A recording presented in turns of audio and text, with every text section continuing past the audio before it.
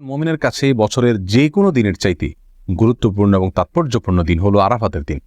কারণ রাসূল আকরাম সাল্লাল্লাহু আলাইহি ওয়াসাল্লাম দিন প্রসঙ্গে বলেছেন, এই দিনে আল্লাহ সুবহানাহু ওয়া তাআলা যত বেশি সংখ্যক মানুষকে জাহান্নাম থেকে মুক্তি দিয়ে থাকেন, বছরের অন্য কোনো দিনে এত বেশি সংখ্যক মানুষকে আল্লাহ সুবহানাহু ওয়া তাআলা জাহান্নাম থেকে মুক্তি দান করেন না। অপর এক হাদিসে আসছে, তিনি বলেছেন, আফদালুদ দুআই দুআউ ইয়াউমি আরাফা।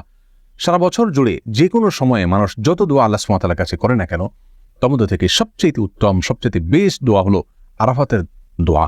প্রিয় দর্শক, আরাফাতের দিনে যারা আরাফাতের ময়দানে অবস্থান করেন, অর্থাৎ হাজী সাহেবগণ, তাদের জন্য রাসূল আকরাম সাল্লাল্লাহু আলাইহি ওয়াসাল্লাম অনেকগুলো আমলী কথা বলেছেন, বাতলেছেন। আর যারা আরাফাতের দিনে আরাফাতের ময়দানে অবস্থান করছেন না, বরং পৃথিবীর বিভিন্ন প্রান্তে ছড়িয়ে ছিটিয়ে আছেন, যারা হজ করছেন না, তাদের জন্য আরাফাতের দিনে বিশেষ কোনো করণীয় আছে কিনা, আজ আমরা সে বিষয়ে আলোকপাত করতে চাই। প্রিয় দর্শক, এ প্রসঙ্গে শুরুতেই বলতে চাই, আরাফাতের দিনে যারা হজ করছেন না, তাদের জন্য সবচেয়ে গুরুত্বপূর্ণ আমল হলো ওই দিনে নফল সিয়াম পালন করা, নফল সিয়াম রাখা। এই প্রসঙ্গে সহিহ মুসলিমের হাদিসে রাসূল আকরাম সাল্লাল্লাহু আলাইহি ওয়াসাল্লাম ইরশাদ করেছেন, সিয়াম ইয়াউমি আরাফা আহতাসিবু আলাল্লাহি আন ইউকাফিরা আস-সানাতা আল্লাতী ক্বাবলাহু ওয়াল্লাতী বা'দাহু। অর্থাৎ আরাফার দিনে যদি কেউ নফল সিয়াম রাখে, যারা হজ করছেন না, অবশ্যই তাদের জন্য, হাজী সাহেবদের জন্য এটা প্রযোজ্য নয়। তাহলে এই নফল সিয়াম আল্লাহ সুবহানাহু ওয়া তাআলার মাধ্যমে আমি আশা করি যে বান্দার 1 বছর পূর্বের এবং 1 বছর পরের গুনাহ আল্লাহ সুবহানাহু ওয়া তাআলা মাফ করে দিবেন। প্রিয় দর্শক, অতএব আরাফাতের দিনের সবচেয়ে বড় আমল, প্রধান আমল হলো এই দিনে আমরা সিয়াম পালন করব। আরাফাতের দিনে সিয়াম আমরা ঠিক কোন দিনে পালন করব, এ নিয়ে যথেষ্ট ধোঁয়াশা এবং বিতর্ক রয়েছে। স্কলারদের মধ্যে থেকে অনেকে বলে থাকেন, যেহেতু রাসূল আকরাম সাল্লাল্লাহু আলাইহি ওয়াসাল্লাম আরাফাতের দিন বলেছেন, 9 তারিখ বলেননি, অতএব আরাফাতের দিনটি সৌদি আরবে যদিও চন্দ্র মাসের 9 তারিখ হয়ে থাকে, তারপরেও যেদিন হাজী সাহেবগণ আরাফাতে অবস্থান করছেন, আমরা ওই দিনে রাখবো, কারণ আরাফাতের দিন সেটা আমাদের দেশে 8 তারিখও হতে পারে। আর অনেক স্কলারগণ বলেছেন, রাসূল আকরাম সাল্লাল্লাহু আলাইহি ওয়াসাল্লাম আরাফাতের দিনে সিয়াম রাখতে বলেছেন, আর আরাফাতের দিন যেহেতু 9 তারিখ হয়ে থাকে, অতএব 9 তারিখকেই তিনি মূলত উদ্দেশ্য করেছেন, বুঝিয়েছেন। বিধায় আমরা পৃথিবীর যে প্রান্তে থাকি না কেন, আমরা 9 তারিখে রাখবো। আমাদের দেশে যেদিন 9 তারিখ সেদিন রাখবো, সেদিন সৌদি আরবে ঈদের দিনও হতে পারে।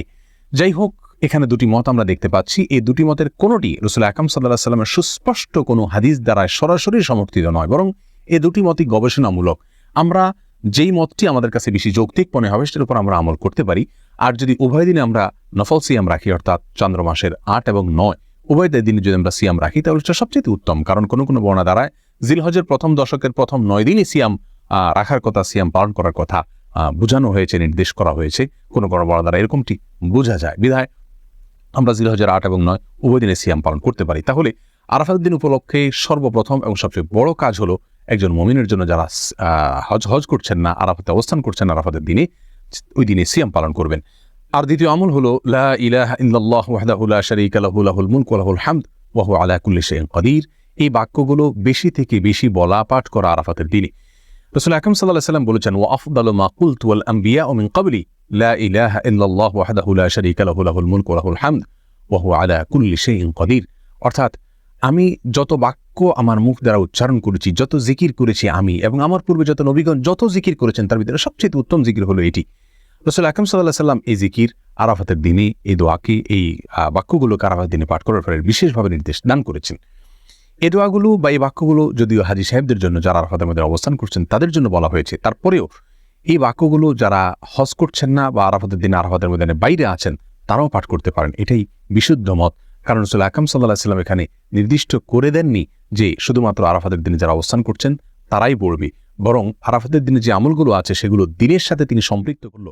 কিন্তু যেহেতু আরাফাতের দিনের আমলগুলোকে রাসূল আকরাম সাল্লাল্লাহু আলাইহি ওয়াসাল্লাম দিনের সঙ্গে সম্পৃক্ত করেছেন, অতএব ওই দিনে পৃথিবীর যে প্রান্তে মানুষ থাকুক না কেন, সেই দিনে যদি মানুষ বেশি থেকে বেশি সে আমলগুলো করে, তাহলে তারাও ইনশাআল্লাহ বিইজনিল্লাহ ফজিলত পাবে। অতএব আমরা দ্বিতীয় আমল হিসেবে আরাফাতের দিনে বেশি থেকে বেশি এই বাক্যগুলো পাঠ করব, লা ইলাহা ইল্লাল্লাহু ওয়াহদাহু লা শারীকা লাহু লাহুল মুলকু ওয়া লাহুল হামদ ওয়া হুয়া আলা কুল্লি শাইইন কাদির। আরাফাতের দিনের তৃতীয় আমল হলো, যেহেতু আরাফাতের দিনে সিয়াম পালন করা সুন্নাহ, আর সিয়াম পালন করলে যদি কোনো ব্যক্তি সিয়াম পালন করে, তাকে ইফতার করানোর ফলে ওই রোজাদার ব্যক্তি রোজা রেখে যে পরিমাণ সওয়াব পান, ইফতার করানোর ব্যক্তিকে আল্লাহ সুবহানাহু ওয়া তাআলা সমপরিমাণ সওয়াব দান করেন।